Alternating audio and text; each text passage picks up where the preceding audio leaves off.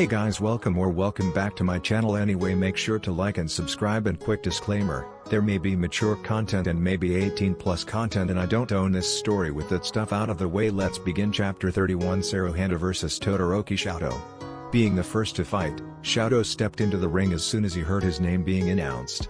Sero was already in position and prepared for the fight. Well, prepared is not quite the right word. Anyone with eyes could see that he was sweating bullets.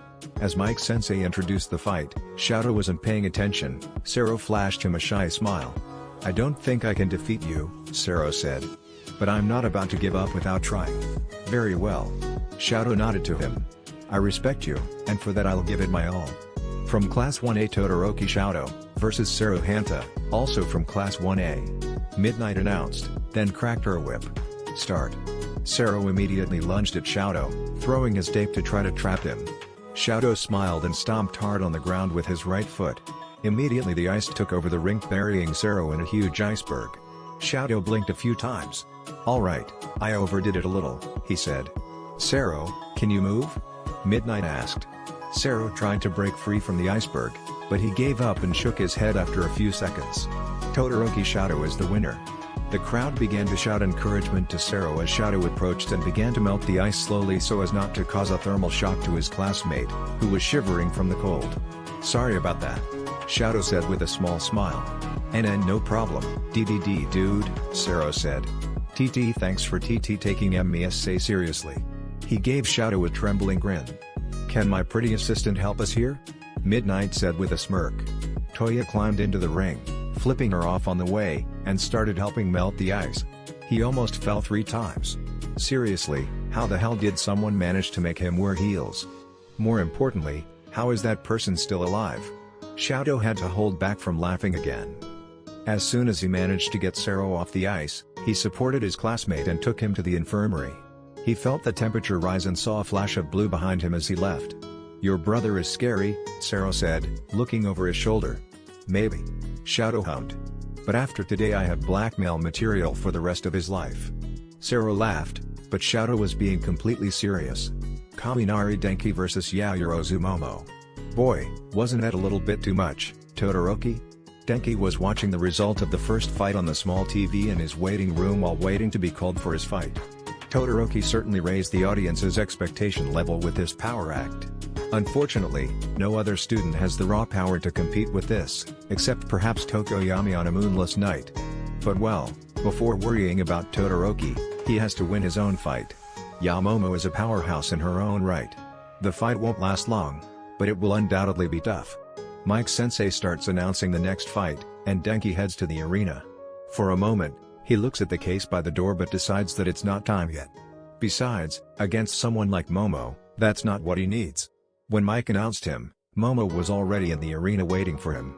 Denki puts on his usual friendly smile and walks up, shooting finger pistols at Momo. "No hard feelings no matter who wins, right?"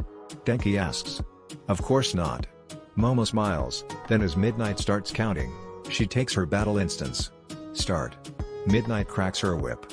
Denki immediately shoots toward Momo, trying to prevent her from having time to create anything. Covering his fist with electricity, Denki sends a punch, which Momo blocks with her right arm. To Denki's surprise, she doesn't even seem to feel the shock that would normally knock anyone out.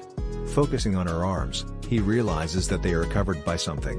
"Oh, insulating gloves, clever one." Momo quickly creates a staff and lunges against Denki, who begins to dodge a hail of attacks. She has the advantage in range and is protected against long-range electrical discharge. Denki also can't just unload everything and hope for the best. If he short-circuits his brain, it's gone. However, one does not survive 3 weeks of Spartan training with Aizawa without learning new tricks. With a smile, he waits for Momo to make a lunge with the staff and holds the staff between his arm and his back. When Momo tries to pull the stick, he just lets it go, which makes her lose her balance since she was expecting resistance. By the time she recovers, Denki is already in front of her, placing his hands on either side of her head and releasing a small electrical discharge. Momo unceremoniously falls to the ground, unconscious. Yaoyorozu is unable to continue. Kaminari Denki is the winner. Midnight announces. Kaminari looks around, blinking. Did he really beat Momo? The audience's cheers say he did it. Smiling, With much more sincerity now, Denki raises his hands in celebration. He really beat one of the best students in the class. When the medbots come up in the arena, he helps put Momo on the stretcher and follows them to the infirmary. He only suffered a few minor bruises that Recovery Girl healed without serious problems. Momo should wake up in half an hour or so. All things considered, this is one of the sports festivals with the lowest injury rate so far. And RG certainly appreciates it. Ida Tenya vs Hatsume Mei.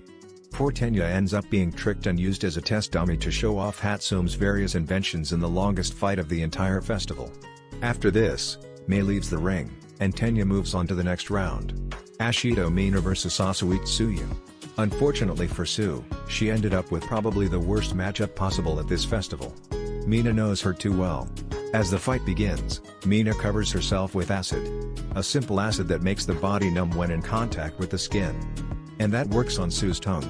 Without being able to use his greatest asset, this fight quickly becomes a clash of agility. Between Mina's fluid dance-like movements and Sue's leaps, the fight ends when, in a moment of carelessness, Sue slips on the trail of acid that Mina has left on the floor, and this opening allows Mina to push her out of the ring. Aoyama Yuuga vs Tokoyami Fumikage. Dark Shadow. Fumikage called on the way to the arena. I think it's better if you stay hidden during this fight. But Fumi, why? Dark Shadow asked, sounding slightly hurt. It's not your fault. Fumikage replied, petting the shadow creature's beak. But Aoyama's quirk is literally a light laser beam. The majority of the class has not yet realized our weakness. Isn't it better to hide it a little longer? You. The quirk started but stopped mid-phrase. You're right, but will you be alright? You protected me my whole life, Fumikage said. Let me protect you for once. Dark Shadow squeaked and curled around Fumikage. Alright, but you better win. Dark Shadow replied. Otherwise, I will tell everyone about that time you cried when that egg cart toppled over. Fumikage gasped. You wouldn't dare.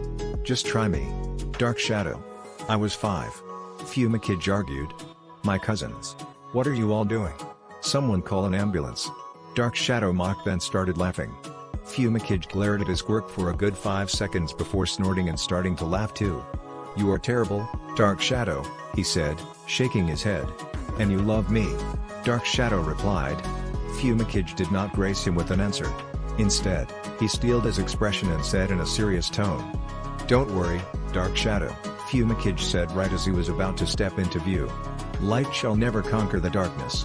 Fumikage steps into the arena as Present Mike announces it.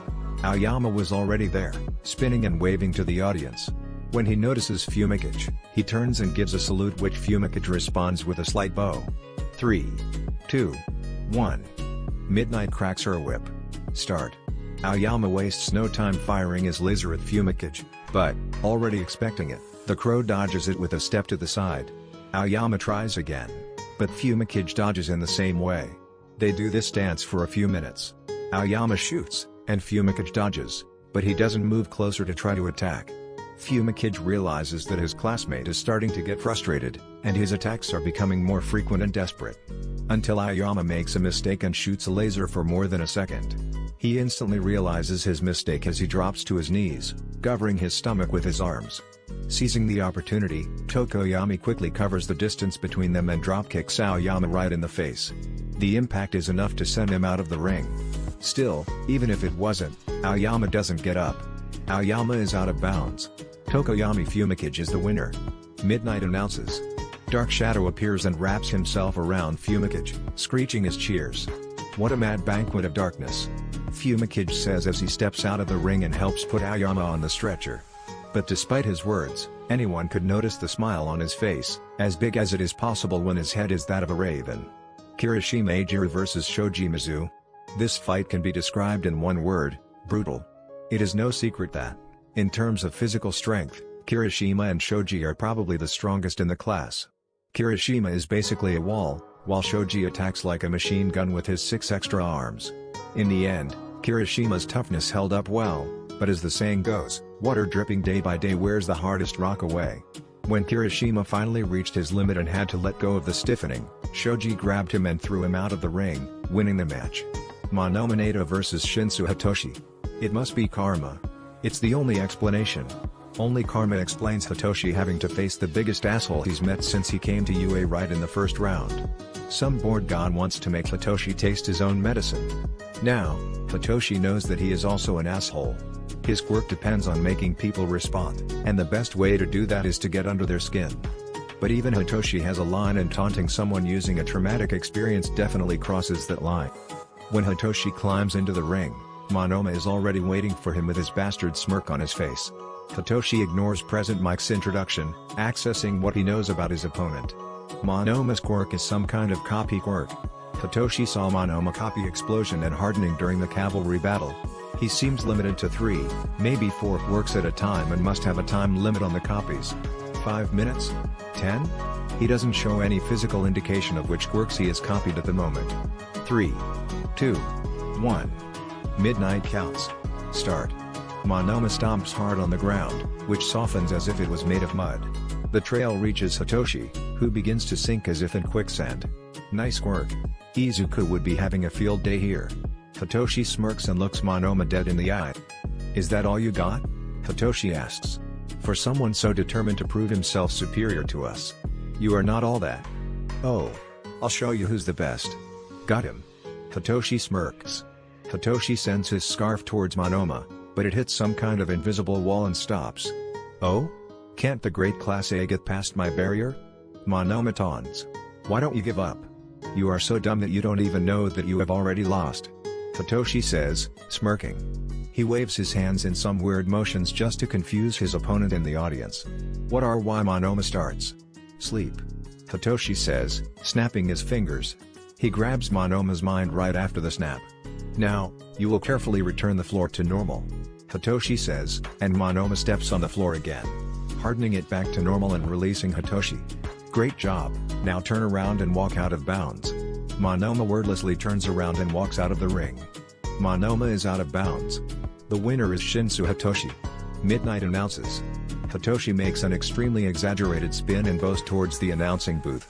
He hears a snort for a second before Mike starts talking again. He starts to leave but then remembers Monoma. He raises his right arm for all to see and snaps his fingers, releasing his control over Monoma. Better luck next time. Hitoshi says as he leaves the arena. Asshole. Uraka Ochako vs Bakugo Katsuki. Let no one ever underestimate Uraka again. Launching a meteor shower on the enemy was a genius strategy, and frankly, if her opponent was anyone else, it probably would have worked. Unfortunately, against Bakugo's immense firepower, that strategy was not enough. Still, anyone observant enough would be able to notice how much Bakugo's hands were shaking after the fight. This match was much more even than most people think. Alas, Bakugo won, so he'll be Hitoshi's next opponent. Joy. Shouta feels a shiver run down his spine and checks his phone once more. Still nothing from Izuku. Damn. He almost slams his head on the sound equipment in his frustration. Damn it, kid. You better be alright. Shouta whispers 3 arrows fly aiming directly at the shoulders of the noseless man, who is about to turn Ingenium into a cosplay of the Excalibur stone. Izuku knows how potentially lethal that attack was, but if there's one thing he's discovered about Stendhal, it's that anything less won't be enough to hold him back. And as expected, Stendhal notices the attack and blocks the arrows while retreating further down the alley. He looks over and soon notices Izuku, who has positioned himself in front of Ingenium. A kid? He asks, then frowns. No, you're not just a kid. Duality, right? Wow. Kuzu says, injecting as much cheerfulness in his voice as possible. Stendhal has heard of us. As they talk, Tsuku discreetly sends a camera to examine Ingenium. He's conscious, but he seems to be paralyzed. Seems like Izuku's theory about Stendhal's quirk was right. He really can paralyze his victims, but what is the trigger? Stendhal. No one called me that for a good while. Stendhal says. You were a vigilante like me. Why protect this fake? I have met many fake heroes, Stendhal. Zuko explains calmly. A few weeks ago I had the pleasure of sending Endeavor to Tartarus. But Ingenium is definitely not one of the fakes. Of course he is. Stendhal yells. You know, we always admired you. Zuko says, ignoring what Stendhal just said. When we started as vigilantes, your name on the streets was like a legend. Everyone spoke with wonder and admiration of the mysterious vigilante who was in a different place every week. But if there was one thing they all shared, it was, when Stendhal was in the area, civilians felt safer than any hero made them feel. Kuzu replied. Unfortunately, this legendary vigilante disappeared shortly after we started, but we always wanted to meet you. When the hero killer began to act, we were in denial for quite a while," Zuko continued. "Because surely someone so heroic would not have simply become a villain out of nowhere. Ever since we became heroes, we have been looking for you," Kuzu said. "The Vigilante Project accepted us, it would surely accept you too. But then the hero killer appeared. My dad was the teacher of several of your victims," Zuko explained. "He doesn't like to show it, but I know how much he mourned the death of each of them." "What is your point? Are you trying to convince me to give up my crusade?" Stendhal asked, raising his katana. "These fake heroes are the reason for society being what it is today. I won't stop until I kill them all. The only one who can kill me is the one true hero, All Might." "Yeah, I figured that was the case. But I had to try." Zuko shrugged. "You are one of the few good heroes, child. Leave and I'll let you live. By doing this I will be abandoning Ingenium. That would definitely make me a fake hero. Real heroes don't question who they save, they just save," Kuzu said. "Besides, we have a reason to talk so much." Zuko smiled innocently. "Each second we keep you talking is one more second for the other heroes to get here." Kuzu grinned. This was enough push for Stendhal, who immediately charged at Izuku with his katana. Izuku narrowly dodged the attack. He felt the katana scratch his chest, but fortunately not deep enough to draw blood. "In one-on-one, you certainly beat us," Zuko said. "Especially since we are protecting a hostage. But do you have time for that?" Kuzu asked.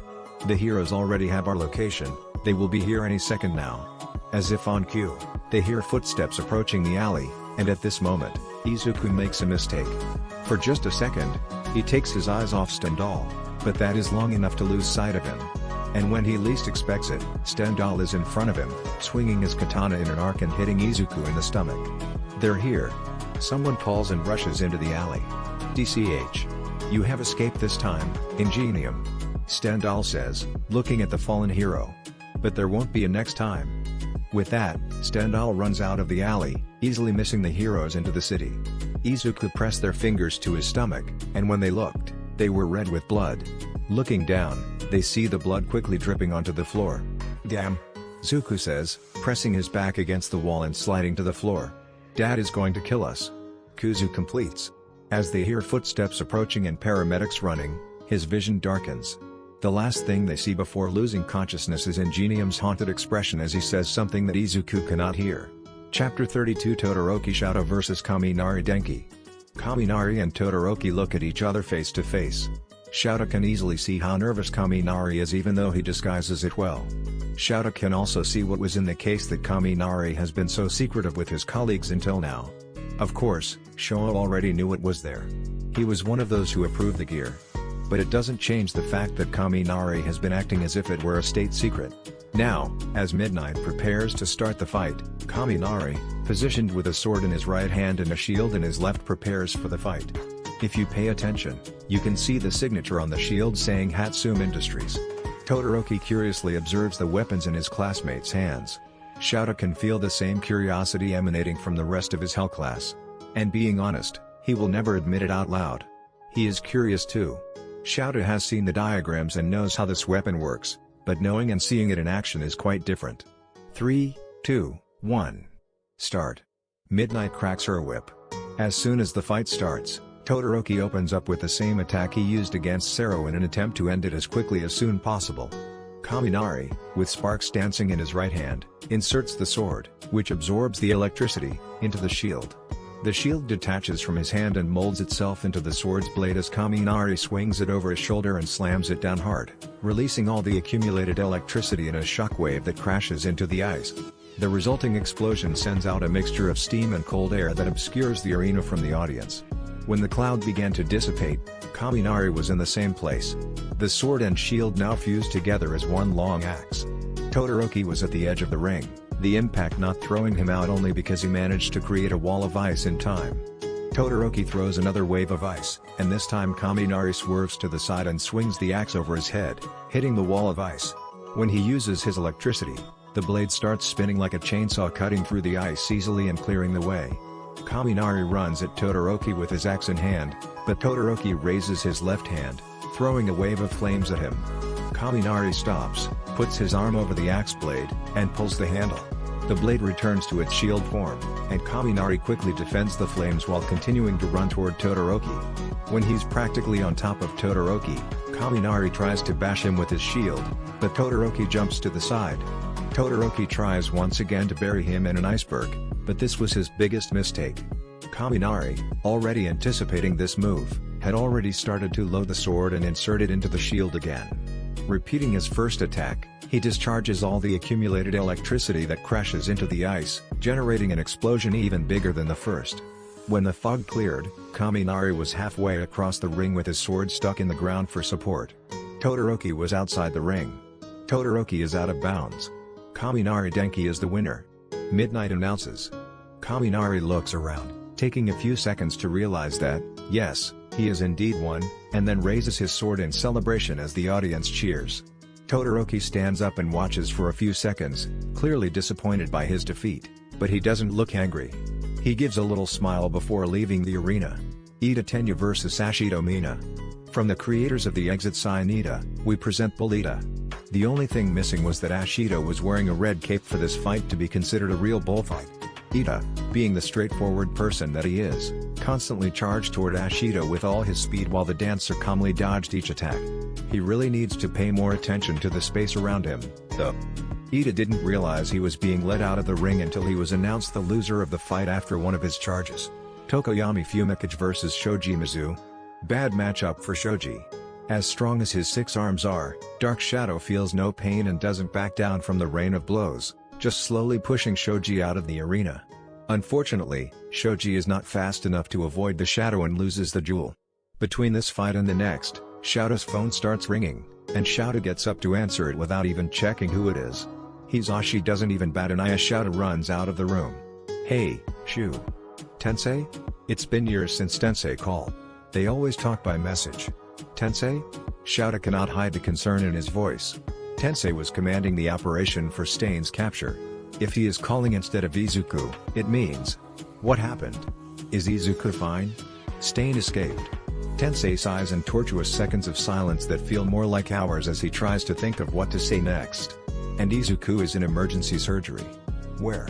Shouta can't hide the desperation in his voice. He barely hears Tensei say Hasu's General Hospital. "I'm on my way." And he hangs the call. Shinsu Hidoshi vs Bakugo Katsuki. As soon as Bakugo climbs into the ring, he puts his hand in his ears and pulls something out of them. Hitoshi watches curiously but doesn't comment. "Prepare to die, extra." Bakugo sneers. "I won't be the one dying here, Kachan." Hitoshi replies, but surprisingly, Bakugo doesn't say anything else. 3, 2, 1. Start. Midnight cracks the whip. Bakugo propels himself onto Hitoshi with his blasts and starts the fight with a right hook. By now, everyone in the class has probably figured out this habit of his. Hitoshi owes himself and responds with a judo throw over his shoulder that he has been on the other side so many times. "This won't work, Kachan." Hitoshi provokes, but Bakugo ignores it. How the heck he didn't reply yet? Since when can the Pomeranian stay quiet? It's like he's not even Hari. Wait. Hitoshi makes a sign with his hand, finger spelling one word. Bakugo simply flips him off. "Fuck me. Of course you're deaf." Hitoshi signs. "How come no one noticed until now?" Bakugo stops his attacks for a moment and shrugs before signing back. "I'm sure Izu knew. He's the one who used to tell me I would go deaf because of my quirk." Then he smirks. "And it's not my fault none of you extras have eyes. My hearing aids aren't even discreet." "Of course." Hitoshi shakes his head. "Alright, plan B then." Then he quickly takes up his stance and throws the scarf at Bakugo. Bakugo answers the attack with a blast towards the ground that propels him upwards out of range of the fabric. Hitoshi smirks and locks eyes with Bakugo as the blonde dives at him. Straightening his stance, Hitoshi dodges the attack with a sidestep jump and takes the opportunity to land a knee on Bakugo's chest. Bakugo recovers quickly and attacks again without giving Hitoshi time to breathe. Hitoshi manages to avoid direct damage from most explosions but still suffers from the heat. There's no way to escape this without at least a few burns. Bakugo attacks again, but this time Hitoshi is prepared. He trims the palm strike followed by an explosion and holds Bakugo by the wrist, throwing him over his shoulder and onto the floor. Without giving him time to recover, Hitoshi throws the scarf again, and this time he manages to trap Bakugo, who begins to struggle. Unfortunately for him, It will take more than a few explosions to break free. Throwing his scarf up, he throws Bakugo and plunges him headfirst into the concrete. He repeats this move twice more, then turns and throws Bakugo out of the ring. Bakugo is out of bounds. Shinsu Hitoshi is the winner. Midnight announces. Repeating his theatrics, Hitoshi spins in place and bows to the announcing booth. He ignores Bakugo and leaves the arena. If he tries to help, the blonde will only get even angrier. The fact that he didn't try to attack again shows that he accepted defeat with dignity. To Hitoshi's surprise, as soon as he leaves the arena, he finds Aizawa standing in front of his waiting room. Hitoshi opens his mouth to question, but as soon as he sees Aizawa's worried expression, he closes it. Ingenium just called. Aizawa explains. Izuku is in surgery. It's like someone has thrown a bucket of cold water on him. Hitoshi stays silent for a few seconds without knowing what to say. Finally, he nods and continues toward the waiting room. I'm going to change, he says. If you leave now, you'll have to withdraw from the festival. Aizawa says. I only told you because it wouldn't be fair to leave you in the dark about this. It doesn't matter. Hitoshi replies. Even if I stay, I won't be able to concentrate on the next fight. Aizawa nods and lets Hitoshi pass. 10 minutes later, the two are in the car with Aizawa driving at full speed and probably breaking a few dozen traffic laws. Fortunately, the whole of Japan is watching the sports festival, either live or from home, which means the streets are practically empty. Hisashi looks at the message he received from Nizu and frowns. Shouta and Shinsu left without telling anyone. Shouta is not one to do that. For him to leave like that, it can only mean that he has an emergency, and the only kind of emergency that can make Shouta lose his composure like that is when it's related to his son. Hisashi can only sigh and hope that the little listener is okay. Meanwhile, he goes back to announcing. In normal circumstances, Bakugo would step in Hitoshi's place, but he refused to continue after losing. As hot-headed as he is, no one can say he's not honorable. Shinsu Hitoshi had a family emergency and will be withdrawing from the festival because of this. Hisashi explains. Therefore, Tokoyami Fumikage wins the match by woe. Now, moving on with the matches. Kaminari Denki vs Sashido Mina. Denki was worried since he heard that Shinsu was withdrawing from the festival. Mike Sensei said it was because of a family emergency. Shinsu rarely talks about his family. Denki only knows what he heard at a glance. Shinsu lives with the hero and his son, and he never said who the hero was, only that he is underground. Strangely, Aizawa didn't comment at all during the Shinsu and Bakugo fight, and it seems that he hasn't come back yet. Could it be that he went to escort Shinsu? But why would their teacher do that? Denki shakes his head to bring himself back to the moment. Mina has arrived in the arena and is not an easy enemy. For this fight, Denki chooses not to use the charge blade. Mina is too fast, and the weapon is heavy. Using it here would be a bad idea. 3, 2, 1. Start. Midnight cracks the whip. Mina goes up surfing on acid to increase her speed. Denki dives to the side to avoid a kick that would hit him right in the face and responds with a kick that Mina dodges easily. She continues to use the acid to skate across the ring. Before long, the floor is full of acid. Unfortunately for her, she has forgotten one small detail. Acid is conductive. Rubbing his hands together and concentrating his electricity, Denki shoots lightning at the ground and lights everything up. The electricity quickly hits Mina as she skates, causing her to lose her balance and slip out of the ring. Ashido is out of bounds. Kaminari Denki is the winner. Midnight announces. Kaminari Denki vs Tokoyami Fumikage. The last fight of the festival was somewhat anticlimactic. Unfortunately for Tokoyami, Denki countered him in every way possible. His electricity generates enough light to knock out Dark Shadow, and if Tokoyami tries to attack him head-on, he will be electrocuted. In the end, the duo tries but loses. Frankly, Denki needs to double-check the brackets a few times because he can't believe he won. He, Kaminari Denki, has just won UA's sports festival. The awarding of medals occurs smoothly. All Might makes a dramatic entrance and hands out the medals, starting with third place. Since Shinsu is absent, he will have to pick up his medal later, having withdrawn or not. He is tied with Mina for third place. In second place, Tokoyami receives the medal, and Dark Shadow celebrates excitedly. And in first place, Denki still can't believe he won. But receiving the gold medal leaves no room for doubt. After the award ceremony and closing, the whole class goes home in high spirits. The atmosphere in the car is tense. Hitoshi and Aizawa have not exchanged a word during the entire trip. Not that it was long. The trip to Hasar that would usually take about an hour and a half with traffic, was done in half an hour. That's how much Aizawa was in a hurry. The hospital parking lot was practically full, the only parking space being a tight squeeze between two cars, but not even this made Aizawa slow down. Instead, he applied the parking brake while the car was in motion, causing the car to drift and stop exactly between the two cars. If Hitoshi hadn't been so worried, he would probably have been impressed with this parallel parking worthy of an action movie. Having parked, Aizawa practically jumps out of the car and runs into the hospital, with Hitoshi scurrying not to be left behind. When he enters, Aizawa is already at the reception desk with his hair floating as he talks to the receptionist, who seems on the verge of a panic attack. Without much to do, Hitoshi sits down and begins the waiting game. Chapter 33 2 hours. 2 fucking hours. That is how long Shouta had to wait for news about Izuku.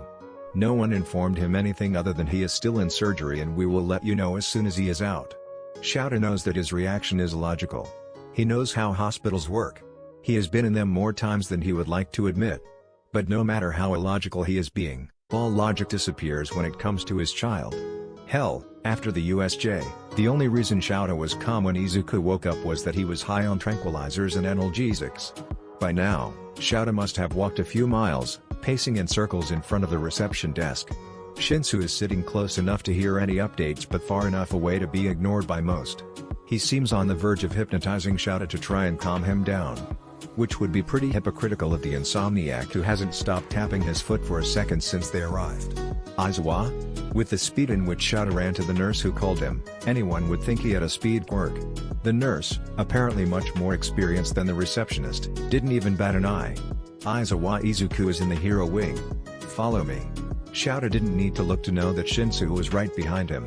On the way, the nurse asked, "Would you like a summary of his wounds now?" "Yes, please." Shouta nodded. The nurse hummed, picking up a clipboard and starting to read without stopping walking. His only wound came from a horizontal cut on his belly, made by a sharp weapon. According to Ingenium it was a katana. The cut was deep, but fortunately his costume is well done. If not for her, the cut could have been even worse. The nurse explained. Fortunately, we have no shortage of type O blood here, so we were able to transfuse it quickly. But he needed emergency surgery. The katana cut right through his stomach, but thanks to several quirks that I won't waste my time or yours explaining, we were able to reconstruct the organs in time. All in all, he was lucky. The heroes were nearby and brought him here immediately. If it had taken 10 minutes longer, his condition would have been much worse. He is expected to recover soon and the only thing he will carry with him is a scar. Hearing this, Shouta allowed himself a sigh of relief. Izuku is fine. Thank you. Shouta nodded again. Don't mention it. The nurse smiled at him, then showed him the right door.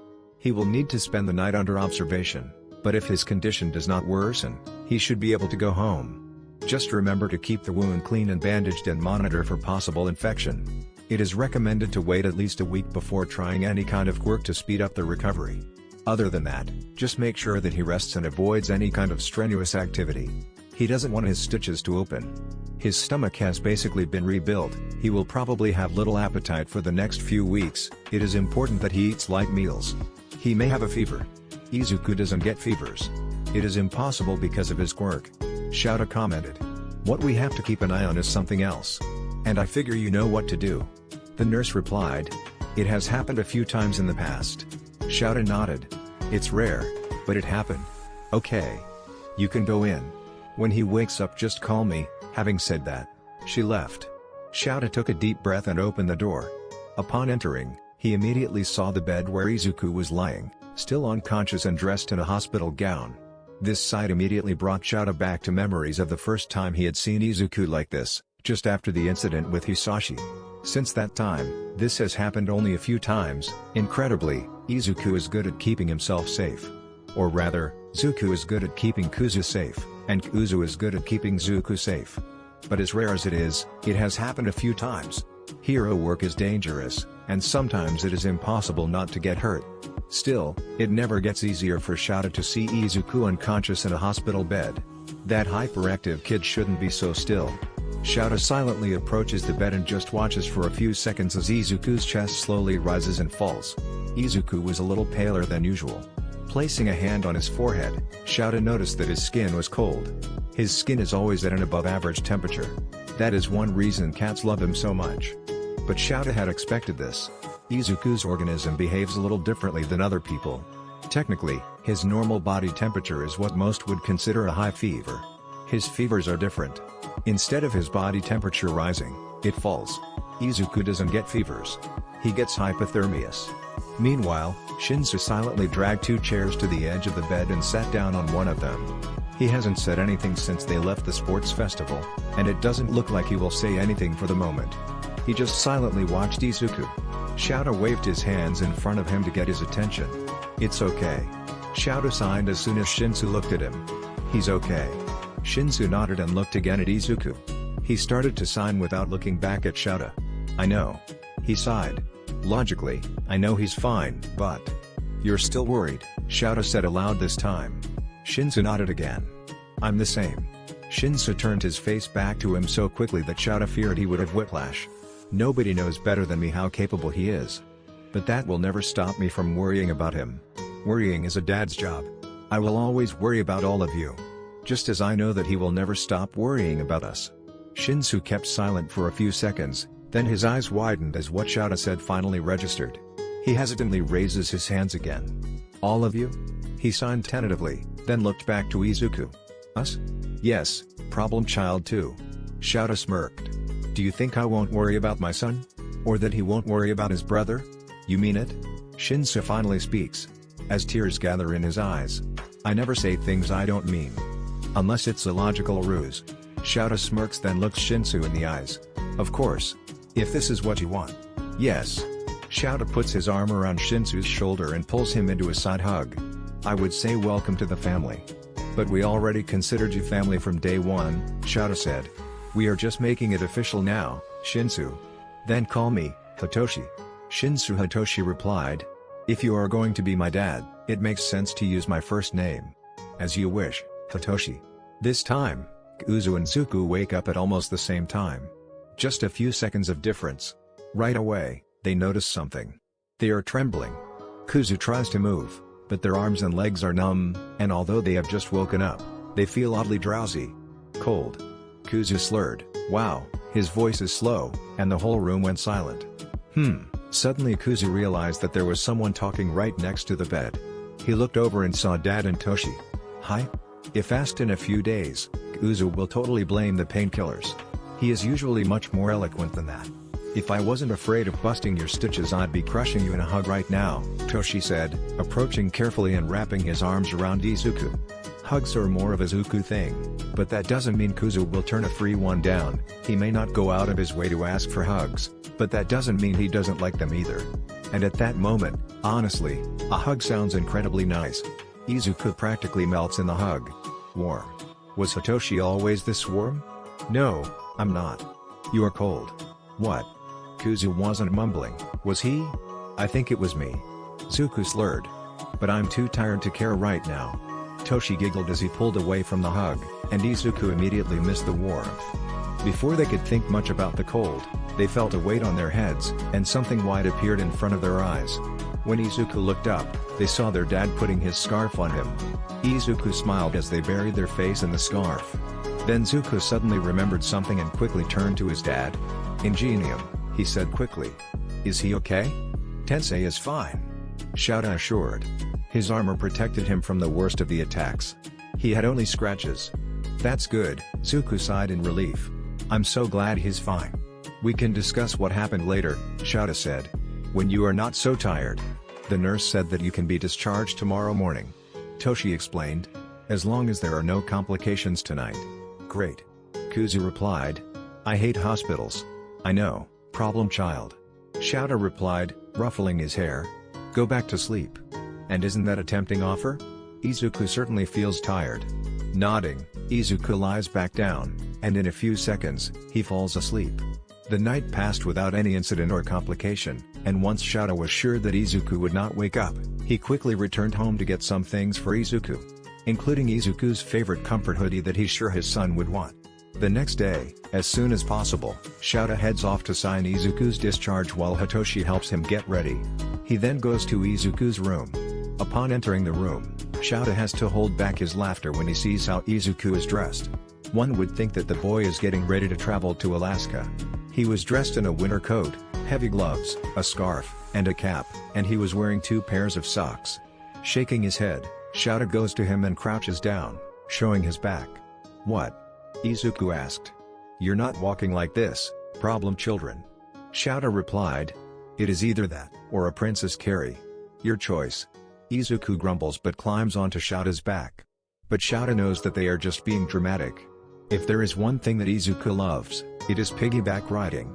And this is easily proven when Izuku practically melts on Shouta's back as soon as he is comfortable. Shouta calmly takes Izuku and puts him in the car, and then drives home. As he arrives and gets out of the car, he notices Hitoshi staring at him as if he has suddenly grown a second head. "Is something wrong, Hitoshi?" Shouta asked, raising an eyebrow as he went to open the back seat door. "Something wrong?" "Something wrong," he asks. Hitoshi says, flailing his arms. "You knew how to drive like a normal person all along? Then why do you always drive like a maniac?" "I have no idea what you are talking about." Shouta snorted. "Dad is a sadist if you still haven't noticed, Toshi," Izuku said.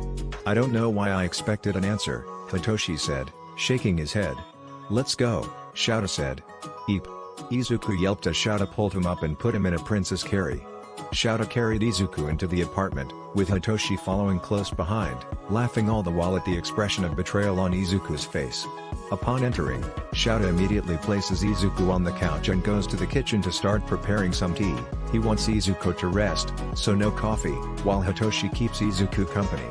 When he returns to the room with the tea, the same tea that Nizu always presents him with, and he almost never uses, he finds one of the cutest scenes he has ever seen. Izuku is on the couch curled up like a burrito in a blanket, with Pablo nuzzling his face while Hitoshi laughs at him. Shouta juggled the tray in one arm and, with the other, grabbed his phone to take a picture. Unfortunately, this time he forgot to turn off the sound, which meant that Izuku saw it and turned to him, pouting. Shouta laughed and took another picture of his expression. "Dad? You traitor," Kuzu said dramatically. And meanwhile, Hitoshi just laughed at the whole situation. A few minutes later, Hitoshi helped Izuku untangle himself from the blanket enough to free his hands and hold the teacup. Watching the scene, it was as if all the worry that Shouta had been feeling disappeared. Izuku will be fine. Shouta just needs to be here to help him recover. As for the hero killer, he better hope he never crosses paths with Shouta. Nobody messes with his family. Chapter 34. After a short break, it was time to go back to school. As Hitoshi walks to the classroom, Izuku is right behind him. Literally behind, his arms around his chest and his face pressed into Hitoshi's neck as they walk. The last few days have been interesting, to say the least. Hitoshi knew from day one how touchy-feely Izuku was, but these last few days, he has taken it to a new level. To the point that Hitoshi is considering changing his nickname from Bunny to Koala. Izuku came to school today, 70% out of stubbornness and 30% out of Shouta not wanting to leave him alone while he is sick. At least at UA, if something happens, Recovery Girl is around. They can also take a nap in the teacher's lounge afterwards. This is the safest place to be right now. Despite arriving an hour early, they surprisingly were not the first to arrive. This post goes to Ida, who was already at his desk. As soon as he saw Hitoshi and Izuku, Ida stood up and practically ran towards them, stopping in front of Hitoshi and bowing at 90 degrees. "Sensei." "Thank you." Hitoshi blinked, and he could see that Izuku wasn't any less confused. "Why are you thanking me, Ida-kun?" Izuku asked, looking from above Hitoshi's shoulder. "My brother told us what happened." Ida explained. "If it weren't for you, my brother would be seriously injured and maybe even dead. You saved his life and his career." Izuku looked at Hitoshi for a second and then let go of him, walking to Ida. "Raise your head, Ida-kun," Izuku said gently. As soon as Ida lifted his head, Izuku hugged him. "I didn't do what I did to be thanked. I did it because it was right. And I am glad that Ingenium is okay, he is one of my favorite heroes. I still thank you." Ida replied. "I don't know what I would do if I had lost him." "Then it's good you don't need to know," Kuzu said, pulling out from the hug. "You are welcome, Ida. I wish you a good recovery, Sensei," Ida said. "I'll be fine," Izuku said, smirking at Hitoshi. "My family is making sure that I rest." Ida nodded and went back to his seat. After that, Izuku went back to hanging on Hitoshi. Hitoshi has to admit that seeing the confused expressions on his classmates was hilarious. until Todoroki came in. Izuku immediately raised their head like a predator who had just located his prey and jumped on Todoroki, hanging on his left side with their head resting on his shoulder. Huh? Izuku? Todoroki said in confusion. Warm, Izuku said, snuggling closer.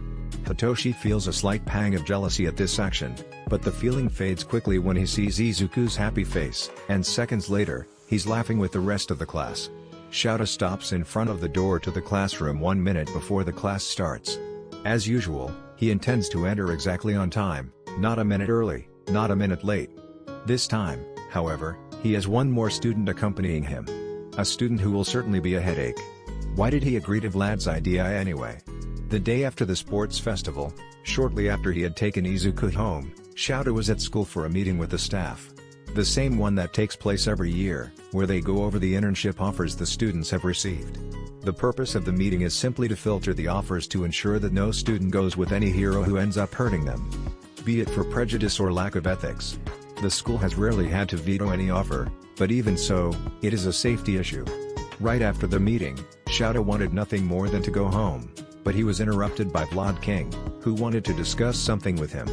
Aizawa. Your class has only 19 students, right? Vlad asked him. Technically. Aizawa replied. Himiko is the 20th student, but since she is part of the rehabilitation program, she is not an official student. Why? Well. You see. Shouta was not in the mood for dilly-dallying. Spit it out, Vlad. I want you to take one of my students, Vlad said. Shouta blinked and stared at Vlad for a few seconds before sighing. Who, and why? Shouta asked calmly. Because he knows the other teacher well. Vlad is not the type to give up on a student. Monoma Nato. Vlad replied. Shouta's years of training as an underground hero is the only thing that makes him able to keep his poker face. At the beginning of the year, Shouta wanted Monoma in his class, but Vlad insisted on having him in 1B. Since Shouta had already gotten Shoji and Jiru, the other two Vlad wanted, he gave in on this one. I know. You were right, Vlad sighed. Monoma has potential. Much more than he realizes. But I am not the teacher who will be able to help him reach that potential, Aizawa. You are. Despite the friendship/rivalry relationship between the two teachers and them constantly acting like they hate each other, everyone knows they have the same priority. Still, Monoma is a delicate case. As I said, unofficially, Himiko is the 20th student. If you want to transfer him into my class, you'll have to take one of mine. Shouta explained. I have an idea who it might be, but I'll have to talk to him. You talk to Monoma. If they both accept, I am sure that Nizu already has the paperwork ready. Thank you, Aizawa, Vlad said. Don't mention it. Shouta waved him off. Just promise to take good care of my kid and I will do the same with yours. Deal. Apparently, Vlad had no serious problems getting Monoma to agree to the transfer. But at the same time, Monoma doesn't seem exactly happy with the decision. The way he walks behind Shouta with his head down while keeping his spine straight says a lot. Frankly, why does Shouta always end up with the problem children? I'll enter and announce you, Shouta said about 10 seconds before the bell. You can enter when I call. Alright. Monoma replied with a fake smirk. Shouta sighs. One more for therapy. As soon as the bell rings, he opens the door and enters dramatically. Maybe he should add a cape to his costume. For dramatic effect, you know? To Shouta's satisfaction, everyone falls silent as soon as the door opens. He scans the entire room and holds back his laughter when he sees Izuku sharing a chair with Todoroki, hanging on his left arm. As expected, a cold Izuku becomes a heat-seeking missile. Before we begin, I have an announcement to make. Shouta started. As you can see, Aoyama is not in the room. No, he has not been expelled. Many students sigh in relief. Aoyama was transferred to Class 1B. The decision was accepted by all involved. In his place, please welcome your new classmate. On cue, Monoma opens the door and steps in. Half of the class gasps seeing him. As you can see, I decided to grace your class with my superiority. No need to thank me, Monoma said. I think most of you already know him, but this is Monoma Nato. Get along well, Shouta said. Monoma, go sit down. Monoma nodded and went to his desk. The class reaction was mixed. Most were indifference and curiosity. Some smiled at their new colleague. Two of them, Hitoshi and Bakugo, glared at him until he sat down. Something to discuss later. And, Of course, to the surprise of 0 people, Izuku gave his million-watt smile and waved at him. With that out of the way, Shouta begins discussing the internships and showing the offers. Todoroki, Kaminari, and Tokoyami received thousands of offers. Hitoshi did not receive as many, but that was to be expected considering his quirk and the fact that he had withdrawn from the competition. Bakugo and Ashido also received a good number of offers. The others received far less, and some 0. After explaining about the standard list of offers for those who haven't received any, Shouta announces the next step. You have until the end of the week to fill out the form and give it to me. Choose well. Many first years end up regretting their choice for the internship, Shouta said. Now it is time to make one of the most important decisions of your career. He smirked. Hero names. The class cheered, but Shouta quickly silenced them with a quirk glare. Don't take it lightly, Izuku said, kinda sleepy. Your hero name can be changed later, but the first name usually ends up being the one you will be known by forever. He's right, Shouta said. I'm no good at that, so I'll have someone else help the class. He ignores his brat's giggles. Choose your name wisely or else you'll have hell to pay later, Midnight said, barging into the room. You don't want to end up with something like Eraserhead, do you? And at that, Izuku full-on laughs. Shouta should never have told him his hero name's origin story. As a name, you will probably want something simple to remember and that suits you. You can also use a pun, or something to mislead your opponent. Izuku explained. Actually, you never told me, Hitoshi said. How did you choose your name? We didn't. Izuku shrugged. As everyone knows, it was never a secret. We became a hero through a vigilante rehabilitation program created by director Nitsu. The Project Vigilante. Hitoshi nodded. In our time as vigilantes, we rarely said anything to the criminals we arrested. We alternated our patrols, one day Zuku, the next Kuzu. This is the main reason why they thought we were 2 people. But we never gave anyone a name to call us. But you do have a name, Ashido said. Poltergeist and Ifrit. About a year after we started. We were in the middle of a patrol when we first heard this name. Apparently, because of the way Zuku attacked criminals by surprise with whatever objects were around, they started calling him the Poltergeist. Kuzu explained. My case was funnier. They called me Ifrit because they said I looked like a demon. Although we never chose those names, once people started using them they never stopped. The same will happen to you, so be wise, Zuku said. And if you want help, we are right here. Shouta nods and gets into his sleeping bag. Don't wake me up unless someone is dying. Shouta says and closes his eyes. The class doesn't even bat an eye, too used to his antics by now. He needs new tricks. Izuku was about to fall asleep again when he felt a gentle nudge on his shoulder. He looks up and sees Todoroki with a troubled expression on his face. Hey, Todoroki. Need help? Kuzu asks. I'm not sure. Todoroki starts. What name I should choose? What do you have in mind? Kuzu asks. I was thinking of going with my name. Todoroki replies. But. Yeah, no. Bad idea. Kuzu says. I will always advocate keeping your civilian and hero identity as separate as possible. Use your name as your hero's name and soon you won't know which one is you. Then, what should I do? Todoroki asked. There's many names you could choose. Zuko chirps in. Think of something that has to do with you personally or quirk. Wise. Like. I don't know, Frost Flame? Your naming sense sucks, Zuku. Kuzu laughs. I'm not the one who named our cat Bastard, am I? Zuku replied. No, that was Dad. Kuzu replied. You're the one who called our present Mike plushie Mini Mike. Zuku gasps. We don't talk about Mini Mike. I think I know what name I'll choose, Todoroki said. Thank you, Kuzu. Thank you, Zuku. No problem, Todoroki. They say together. Call me Shouto, Todoroki said after a few seconds of silence. No problem, Shouto. They say again. Due to a lack of volunteers, they go by seat order. The first was the newcomer, Monominato, who got Aoyama's place on the first chair. Phantom Thief. He proudly announces, and Midnight quickly approves. Ashido's all-in queen is denied, so she goes with Pinky. Sue chooses Froppy as her name. Ida chooses Turbo. Uraka decided to be Uravity. Ojiro went by Tailman. Kaminari chooses Charge Bolt. Kirishima goes by Red Riot. Kauda chooses Anima. Sato chooses Sugarman. Shoji goes by Tenacole. Jerry chooses Earphone Jack. Sero chooses Cellophane. Tokoyami chooses Tsukuyomi. Shouta goes next, And his choice is freeze burn. Not the most creative, but who are they to judge? Hagakure goes simply by Invisible Girl. Kaken is denied from being Lord Explosion Murder and King Explosion Murder before settling on being Ground Zero. Good choice. Then Toshi goes next, and Izuku gives him their full attention. Toshi has been incredibly secretive about his name choice. The Symbiosis Hero, Talkdown. This name completely fits him.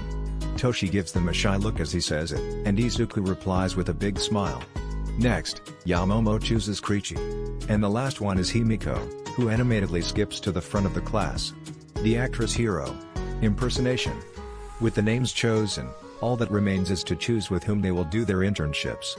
Chapter 35. Hitoshi groaned as he began to look through the stack of offerings on his desk. He didn't receive nearly as many as Kaminari and Todoroki, but he still had over 500 offers to choose from. The offerings were well organized. First, the name of the hero who sent the offer, then the agency's name, if they are from one, and then the city they operate in. The list being organized alphabetically also helps. He first took a quick look over the names and separated the ones that caught his eye from those he obviously wouldn't want to go. Most of the names he doesn't recognize. Hitoshi is not a hero nerd like Izuku, but he considers himself to be at least knowledgeable in the field, which means they must be undergrounds. Not knowing what kind of hero most of them are makes it difficult to make a decision now, so Hitoshi opens his notebook and starts writing down the names that catch his eye. Hitoshi froze for a few seconds when he saw one of the names and discreetly lifted his head to look at Izuku. Manuel operates in Hasu, the same city where Izuku encountered and was wounded by the hero killer.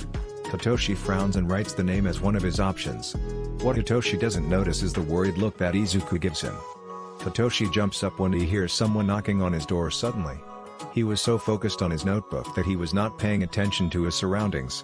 Dad would get on his case about his situational awareness.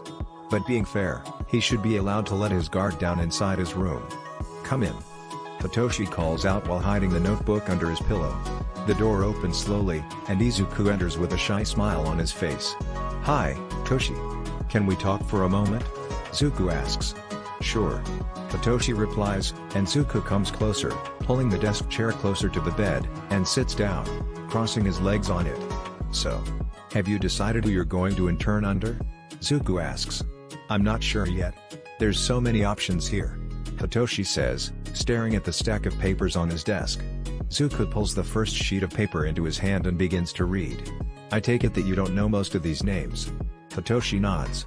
Most are undergrounds, as you probably assumed, but I don't think many of these are good matches to you. Can I? Zuku says, pointing to the marker on the table. Hitoshi nods again. May I see the ones you have already considered? The ones in that notebook that you're not trying to hide under your pillow? Damn heroes and their hawk eyes. Hitoshi grumbles, picking up the notebook and passing it to Zuku, who opens it and starts to read. Miss Joke is a good one. She loves to get on Dad's nerves, but they are good friends, and she's a great hero. Zuku comments. Password could be great too. Especially if you want to learn more about infiltration and lockpicking. He is one of the few that Dad respects who don't work with him at UA. Especially if you want to learn more about infiltration and lockpicking. Then we have. Zuku stops and frowns for a second before schooling his expression and looking at Hitoshi. Why Manuel? Your quirks are not similar in the slightest, and he's not an underground hero. He's a good hero, but I doubt he can teach you anything. Well. Damn it, how does he explain that? I thought he could teach me to. Then Hitoshi feels a flicker on his forehead. Toshi, stop, please. Zuku says in a sad tone. Don't go that path, it's not worth it. And Hitoshi has just been read as a book. Looks like he's not as good at hiding his feelings as he thought he was. Or maybe it is just Izuku who is too observant. But you almost. Hitoshi tries to formulate a sentence, to explain how he feels, but he can't. So he just lowers his head. Toshi, look at me. Hitoshi leans his head up and meets a pair of blue eyes filled with understanding and sympathy. Do you remember, Hisashi? Hitoshi remembers. It happened a couple of weeks ago when they received a letter from Tartarus sent by Izuku's biological father, Midoriya Hisashi. Hitoshi had never seen Izuku so upset. That week, Izuku explained to him that Hisashi was a serial killer and the one who killed Izuku's mother. I remember. Hitoshi noted. You went to Tartarus a few weeks ago to visit him. What we didn't tell you, is that we were the ones who caught him. Zuku replied. It was right before Dad adopted us. What happened? Hitoshi asked, Not sure where Izuku was going with this. Hisashi is the reason we became vigilantes in the first place. Uzu entered the conversation. We had different reasons, but the same objective. Different reasons? Hitoshi asked. As you know, I can't feel anger. Sometimes it sucks, Zuku said. There are many things that I feel should make me angry, but I simply can't. Then Zuku laughed. Like, the man who killed my mom. I can't even get angry at him. I, on the other hand, feel enough anger for both of us, Kuzu continued. The difference between us was quite simple. Zuku always wanted justice. I wanted revenge. We trained for a whole year before we started. Dad spent 3 years trying to win our trust. Zuku explained. And we decided to trust him. We broke into Hisashi's house. We mapped out the whole house, photographed everything that could be used as evidence against him, and gave it to Dad. Dad made us promise we would let it for the heroes. And we promised. But the bastard had an escape route planned. A secret tunnel under the house. Hitoshi could see a glow on Kuzu's throat as he got more worked up with the tale. We didn't know about the tunnel, and he almost escaped because of that. So we followed him. We found him. We fought him, Zuku said. And what happened? Hitoshi asked. We won, they said together, then they showed Hitoshi their scarred right hand. That was the price. Uzu explained, then he lowered his head. If Dad hadn't stopped us, we would have killed him. The only reason Nizu-san was able to put us on his program despite how much the commission hated us, was that we never killed anyone, Zuku continued. If we had killed him, it doesn't matter who he was, we would be in Tartarus in the cell where he is now. And let me tell you something, Toshi, Kuzu said.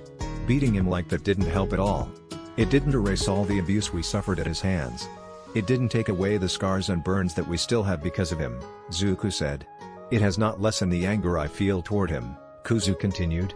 And it certainly didn't bring Mom back. Zuku finished, then looked up at Hitoshi again and smiled. So please, Toshi, don't go down this path. It won't help. Then. Hitoshi looked at them. What do I do with this anger?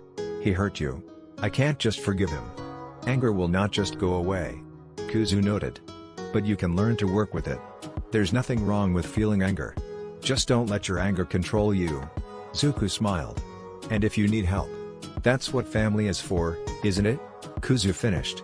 Okay, Hitoshi said, picking the notebook from Izuku's hand, then he picked a pen and scratched Manuel's name from the notebook.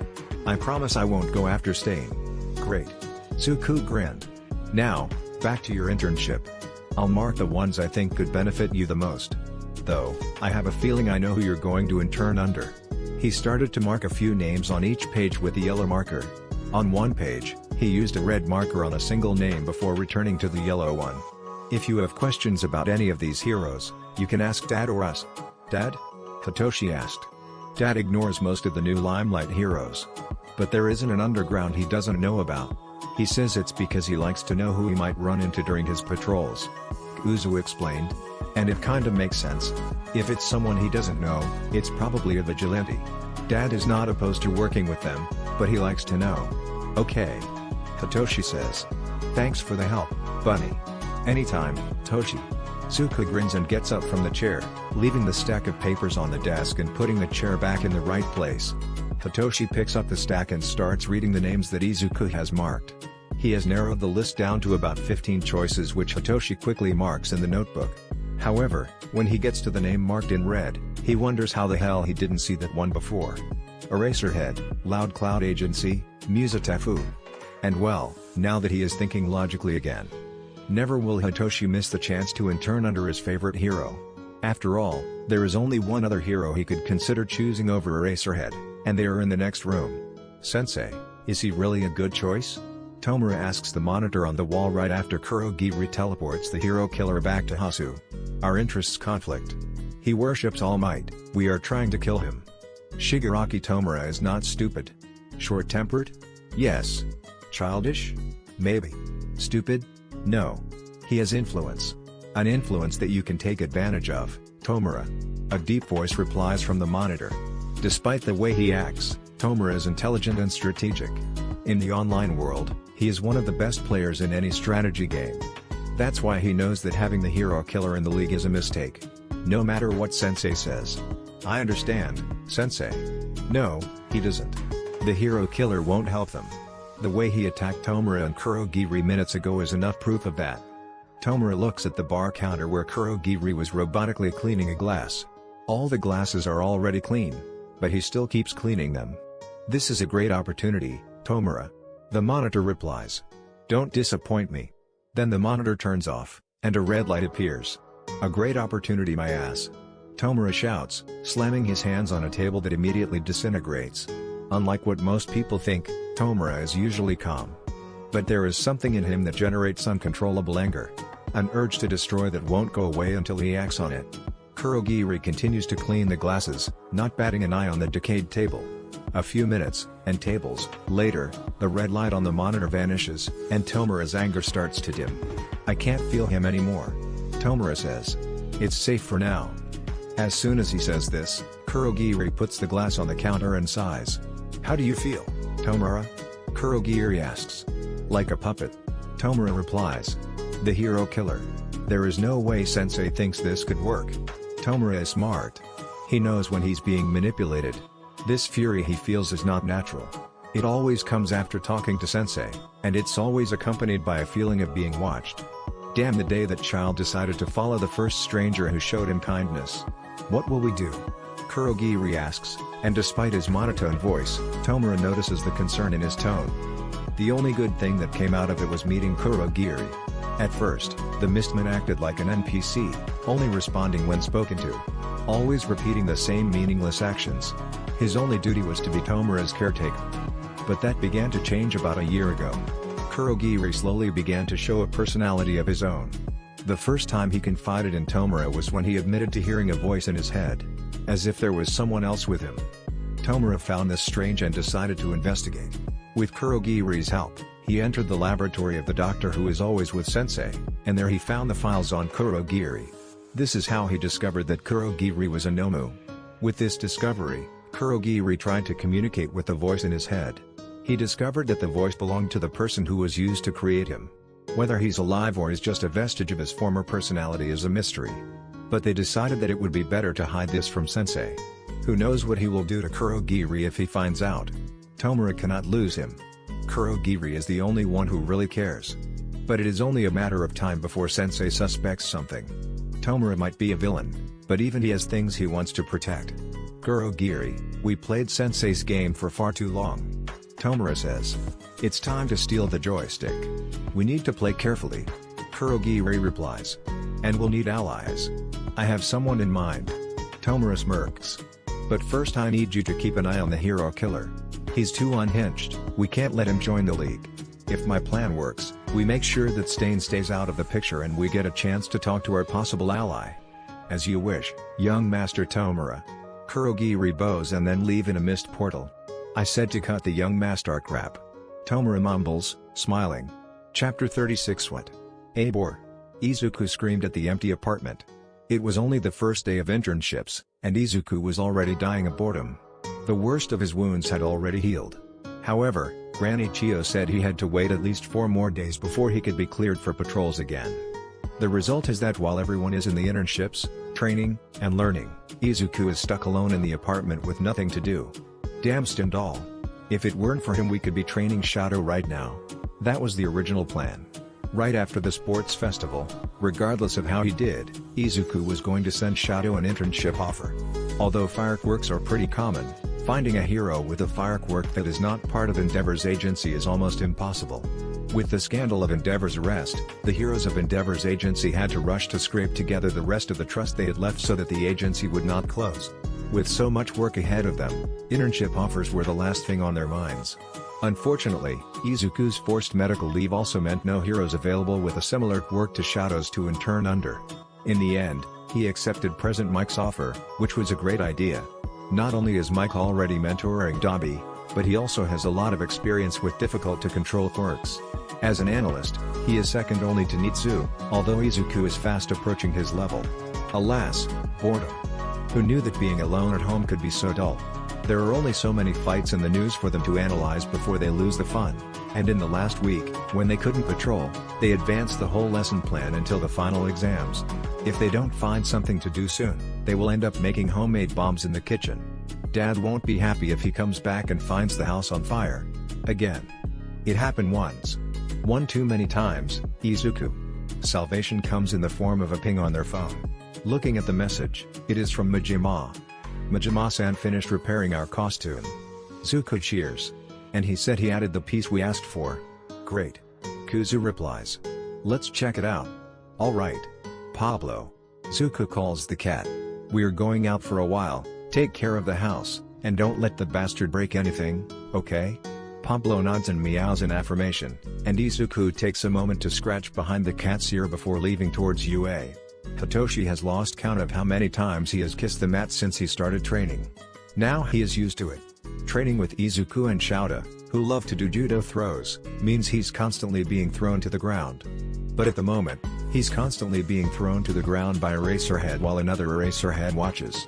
Fighting with Himiko is an interesting experience. The girl can be more chaotic than all the Izuku the name stuck, Suhim, combined. But seeing her using her quirk is fascinating. Himiko is a fantastic actress. Hitoshi caught a glimpse of her abilities that time in the hospital, and he really believed she was the detective. But now, he is seeing everything firsthand. In transforming into Eraserhead, she has managed to perfectly emulate the tired hero's mannerisms. From the tone of his voice, the way he walks, and even his fighting style. The only thing she can't do is use the capture scarf with the same mastery, but Eraserhead has already said that it took him 6 years to master the weapon. That's enough. Eraserhead says after Hitoshi kisses the floor again. Then Himiko Aizawa grins and morphs back to her original form. The biggest problem with Himiko's quirk is that she must be naked to transform. Otherwise, the clothes of the person she has transformed will appear on top of hers. But this problem was solved in a very interesting way. Her hero costume is quite simple. It appears to be a simple girl's school uniform, similar to the one she was wearing the first time she and Dabi arrived at UA. But with some new technology, once Himiko begins to transform, her clothes dematerialize and are stored in a small device that she carries like a necklace, courtesy of I-Island. This technology is not yet available globally, and as she untransforms, the clothes return to her body. She skips over to Hitoshi and offers him a hand to get up. Hitoshi sighs but accepts the hand, standing up and panting. That was a bit better. Dad says amusedly. The sadist. For now, go take a nap. I'll bring you somewhere tonight. It's important, so make sure to get some rest. Okay. Hitoshi salutes and goes to take a shower. Then he goes straight to bed. Whatever Dad has planned, if he says it's important, it's because it is important. A few hours later, around 10 in the evening, Hitoshi and Himiko, dressed in their costumes, followed Shouta down a deserted street paying full attention to the hero. Hitoshi much more than Himiko. Alright. Shouta raises a hand, and they stop, then he looks Hitoshi dead in the eyes. The place where I am taking you is an area I usually only talk about with third years. But if you want to be an underground or even a Twilight hero, you must know about it. Hitoshi nods. Oh, we are here. Himiko jumps, pointing to a building ahead. I love this place. Hitoshi looks and finds a cafe. Hanging on the front is a black flag with a white painted peace sign waving in the wind. Shouta notices him looking at the flag and nods. You might have seen these flags in a few buildings before. They indicate neutral areas. Shouta explains. Before we go in, a few rules. He raises a finger. First, no names or relationships while we are here. I'm Eraserhead, you are Talkdown, and she is Impersonation, don't forget. Then he raises another finger. Second, no matter who you might see there, don't try anything. I'll explain the rest inside. Understood. Hitoshi nods again. Shouta nods approvingly and gestures to them to follow him. He opens the door and enters. The place was empty except for a customer or two in the corners. Shouta went straight to the counter and greeted the attendant. A man apparently over 50, with a large scar from his forehead to his nose. He was pale with black eyes and black hair. As soon as he saw Shouta and Himiko, he smiled and waved. Eraser, Draculina. It's been a long time. He greeted. Scarface. Eraserhead noted. Hi, Scar-chan. Oh, and it's Impersonation now. Himiko waved excitedly. The man, Scarface, apparently, narrowed his eyes and looked between Himiko and Shouta a few times, then he grinned and nodded at Himiko.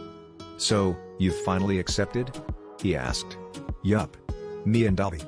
We are gonna be heroes. Himiko replied animatedly. Good. You're gonna be one of the good ones, Scarface said. I'll miss my best informants, though. Then he looked at Hitoshi. And who's that? This is Talkdown.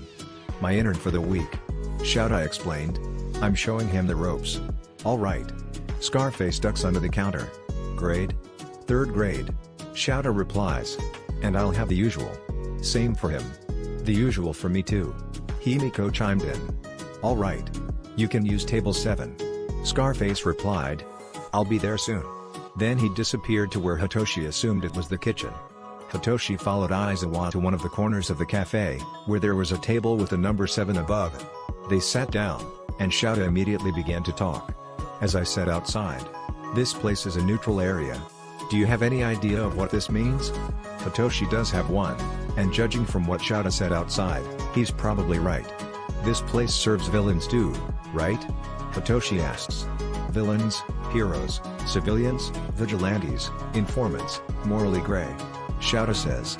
As long as you don't break the rules, you're welcome here. They'll serve you, no questions asked. This is a cafe, but there are other places, like bars, clubs, and clinics. Scarface is one of the nicest people we've met. Himiko says. Don't let his face fool you, he's a softie. Glad to know you still like me. Hitoshi almost jumps in surprise when he hears the voice behind him. Damn it, he usually has better situational awareness than that. 2 coffees, black like Eraser's soul. Himiko giggles as Scarface puts a cup in front of each one. And 1 Bloody Mary, for the lovely lady. Wait, isn't Bloody Mary an alcoholic drink? Hitoshi asks. Not this one. Scarface replies. But it has actual blood. Himiko sips the red drink and smiles. Perfect as always, Scar-chan. Good to know. Scarface smiles and then looks at Eraserhead. This one is in the house. Consider it a gift to the newbie. Then he leaves muttering. And Eraser never brings his wallet, anyway. Scarface is a retired Sandman. One of the best I have ever crossed paths with. Shouta explains. Anyway. He waves him off, then takes a sip from his coffee. Damn, I miss this coffee. As I said, as long as you follow the rules, you are welcome here. And for an underground hero, these places are essential. When we were informants, Dabi and I mostly met people here. Himiko explained. Remember how he asked for a grade? Eraser said it was 3rd grade. Hitoshi replied. That is the degree of confidentiality of the conversation. We have 4 grades. Eraser explained. 4th degree means we won't be discussing anything serious. Anyone can hear us without any problem. In these cases, he'll just let us sit whenever we want to. Then we have 3rd degree, Himiko continued. It means we won't be discussing any secrets. Like, just now we're just explaining to you how this place works, it's no problem if anyone hears us. But we still would like some privacy, so he guided us to an area where there's no one. 2nd degree, means we'll be discussing business. Shouta adds. Confidential or not, Scarface will make sure no one can overhear us. Then he sighs. 1st degree is the rarest to be needed. The ones who usually uses it are the Yakuza and the like. Basically, he'll set a separate room for your meeting, and uses 1,000 other security measures to make sure it's safe. Not even him will know what you discussed. And of course, the higher the degree, the more expensive it will be, Himiko said. 3rd and 4th degree are for free. But 2nd and 1st are quite expensive. And I'm not talking about money. Not money? Hitoshi asks. Then what? Something to know about the underground, kid. Shouta says. Transactions made with cash are actually quite rare. The only kind of deal that is always made with money is drugs. Money is the least valuable thing here. And what do they deal with? Hitoshi asks. Mostly 2 things. Shouta raises 2 fingers. Information, and favors. Remember how Eraser-chan said to not use names? Himiko asked. That's because the informants who frequent here only need one name to find out everything about you and your family. Eraser-chan's name is probably one of the most valuable secrets in the underground. Last I checked, Hiron was offering 7 favors to anyone who could find out. Dual chance is worth 5. In the right hands, 5 favors from Hiron could raise a new crime lord. At that moment, the bell rang, indicating that someone was coming in. And when Hitoshi looked up, only Shouta's scarf quickly holding him back prevented him from getting up from his chair. Because the person who just entered was the hero killer himself, Stain. Don't, Shouta said firmly. No matter what, talk down, personal vendettas must stay outside. Hitoshi snapped his head back to Shouta, intending to yell at him. How can he be calm when the person who hurt his son is standing right in front of them? But then he saw his dad's expression.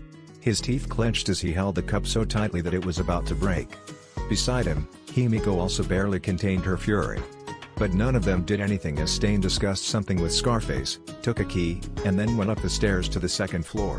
When Stain was out of sight, Shouta sighed. "Believe me, I want to go after him right now," Shouta said. "But neutral areas have rules, and they must be followed." "What happens if you break them?" Hitoshi asked. "It depends on the person in charge. Scarface has a very simple policy. Breaking his rules results in banishment," Shouta sighed again. "But most of them have many favors cached with powerful people. In the past, countless heroes, villains and vigilantes have been assassinated for thinking they were above the rules." "Yeah." Himiko nodded. "I witnessed it once. It was in a neutral clinic. One of the vigilantes tried to attack a villain who was being treated." Himiko shivered. What they did to him was not pleasant to witness by any means, but after that, no one ever tried to break the rules again. Even at the risk of just being banned. This place is the best source of information you can find. For an underground hero, losing something like this is suicide. Shouta finished, then he downed the rest of his coffee. "I think this is enough for today. Let's go back to the agency." "All right." Hitoshi nodded and followed Shouta, glancing once more at the stairs Stain had just climbed. "Heroics are much more grey than I thought. There is a saying that underground heroes are just vigilantes with paychecks." Shouta replied. "This is one of the reasons. It is a little earlier than I wanted you to see. But it is important that you understand. The underground is like a community. We have our own rules. Villains are accepted here. But those who have goals, whether you approve of them or not. Killers who kill for the sake of killing are not well regarded." Himiko pointed back to the cafe. A few months ago a villain was banned from all neutral areas in Japan at the same time. He killed only for the pleasure of killing. He tortured a couple of heroes live on TV for hours before killing them. This kind of person is the one we despise the most. Hitoshi nodded as they went back to the agency. When they arrived, Hitoshi went straight to bed, but it took him a while to get to sleep. He had a lot on his mind. Upon returning home, with his new outfit in hand, Izuku was surprised to find Pablo on the table staring at a letter on top of a package. The only way it could have gotten here is if someone had entered, but the door had no sign of being opened, and if someone had entered, the cameras would have caught it and reported it. This building may not look like much, but many heroes live here. Security is second only to that of UA. Izuku carefully took the letter and looked at it. There was no sender, but it was addressed to Izuku. The only thing written on the envelope was "not an enemy." Taking a deep breath, and ignoring the package for now, Izuku opened the letter. Well guys, that is it for now. Make sure to like and subscribe. See you guys later.